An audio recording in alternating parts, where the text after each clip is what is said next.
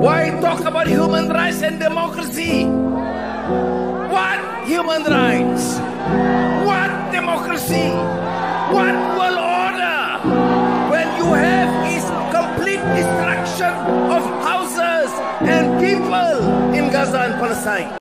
Mr. Anwar, what free Palestine if you invite the enemy of Palestine to Malaysia? Setiap kali Gaza diserang, Malaysia lantang melaungkan slogan bebaskan Palestin. Tetapi apa maknanya semua itu kalau pada masa yang sama, kerajaan bentangkan karpet merah kepada musuh utama Palestin, iaitu Presiden Amerika Syarikat yang jelas menyalurkan berbilion dolar bantuan ketenteraan yang digunakan Israel untuk menyerang Gaza. Ingin saya ingatkan, Amerika Syarikat ialah penyokong utama kepada Israel. Serangan ke atas Gaza tidak mungkin seteruk hari ini tanpa bantuan dari Amerika.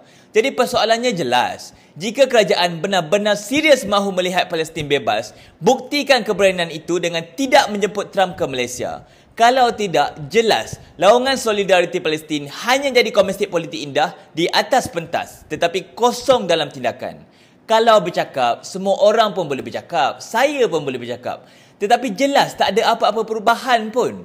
Jadi inilah masanya untuk Encik Anwar buktikan keberanian beliau dalam memperjuangkan kebebasan Palestin dengan tidak menjemput Trump ke Malaysia.